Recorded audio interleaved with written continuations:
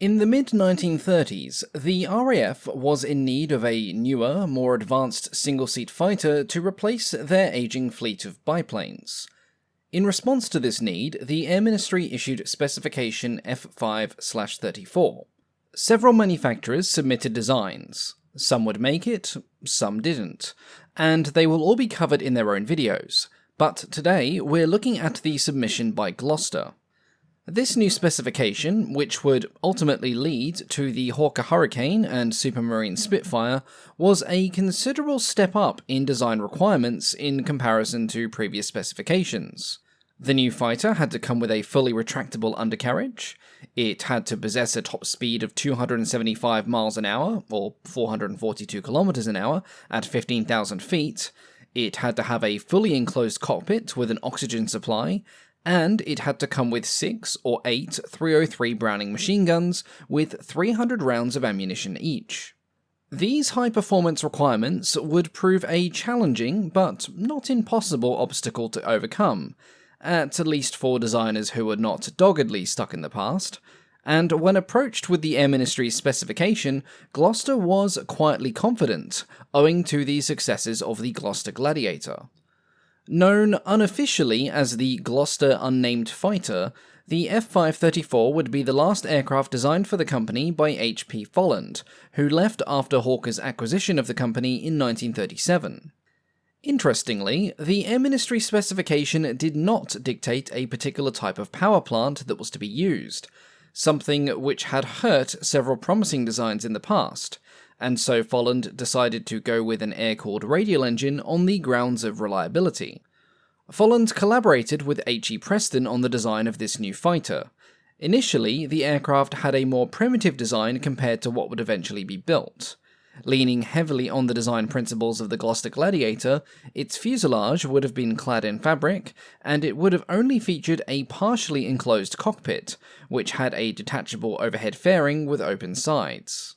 The power plant originally selected was the relatively new 9-cylinder Bristol Perseus sleeve valve radial engine, but by 1936, several major design changes had been made to improve Gloster's competitiveness, and this also included a change of engine. In the redesign, Folland went with a geared, supercharged Bristol Mercury 9 that produced 840 horsepower. This was done due to concerns about the reliability of the still somewhat experimental Perseus engine, and as the Bristol Mercury had seen stunning success with the Gloster Gladiator, Folland chose to play it safe. The Mercury was enclosed in a new long-cord cowling with a leading-edge exhaust collector ring, and to improve cooling over the original design, it also had controllable cowl flaps. The fuselage was a monocoque structure that was built up from oval section rings. The fabric coverings were done away with in the redesign, and the Gloster was now to be clad in a stressed duraluminum skin. The wing was built in one piece, with the light alloy spars running from tip to tip, and the ribs were made from steel and light alloy tubing. Like the fuselage, the wings and tailplane were also covered in a stressed metal skin, and the ailerons, rudder, and elevators were clad in fabric. The aircraft also featured split trailing edge flaps, however these were built with an all-metal construction, and like most emerging designs at the time, they were hydraulically powered. Another noticeable change in the redesign was the canopy, which now closely resembled that of the Gloster Gladiator, being fully enclosed and retractable. It also offered superior all-round visibility compared to the previous design, as the original had its canopy fed into the fuselage. Though it looked like a conventional design, in the way that we now perceive early monoplane fighters, the F-534 did feature a couple of oddities. Firstly, there was the design of the landing gear. Though it was retractable, it was not fully retractable. The main wheel retracted rearwards into the wing, but a large section of it was left exposed. This was done so that in the event of a wheels-up landing, the main point of impact would be the wheels rather than the underside of the airframe. Though this sounded like a potentially cost-saving strategy, and indeed a few other manufacturers tried this technique, it would ultimately prove to be a brief and rarely used design feature, as the benefits of only somewhat reducing the damage of a potential wheels-up landing were vastly outweighed by the increased drag produced during every flight, irrespective of the chances of said wheels-up landing even occurring. The second design oddity was the tail. In the redesign, a new tail unit was adopted, in which the tail fin and rudder were set further forward than the tailplane and elevator. This was done to aid in spin recovery, a topic that was rapidly evolving with the change from biplane to monoplane designs, and it was hoped that spin recovery would be improved by moving the rudder ahead of any disturbed air caused by the tailplane. Again, this would be a design feature on a few other aircrafts as well, but for one reason or another, it never took off. Pun fully intended. The updated design submitted by Gloster resulted in the production of two prototypes. The first was built as an unarmed model, and it was flown for the first time in December of 1937.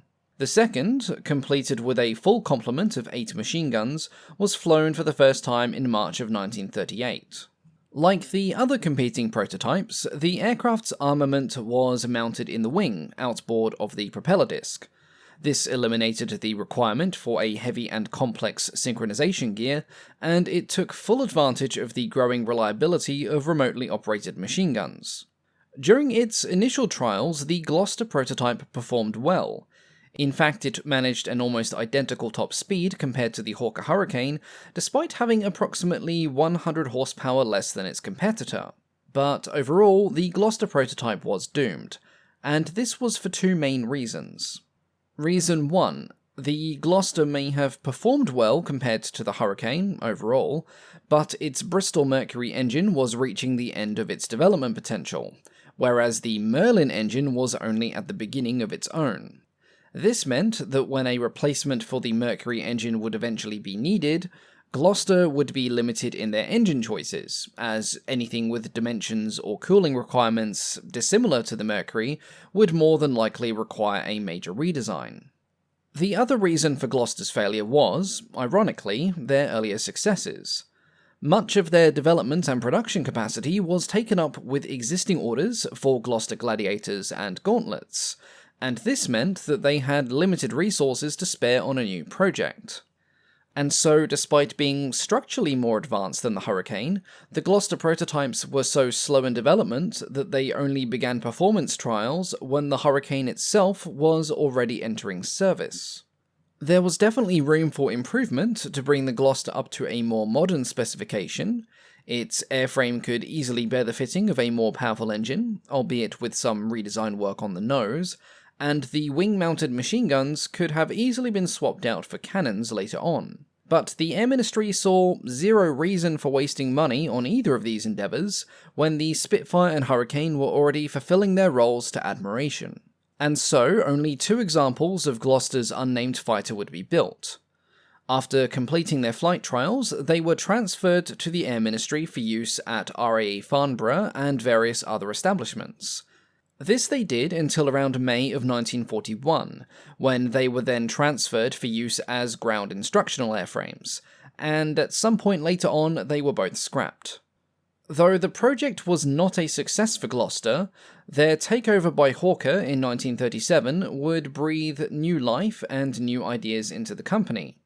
However, this turn of events did not please Folland, who felt that the new owners would favour the designs of Hawker's own Sydney Cam over his. When Folland resigned to form his own company, he was replaced by W.G. Carter, who would go on to design the company's most well-remembered aircraft, the Gloster Meteor. But that's a story for another day.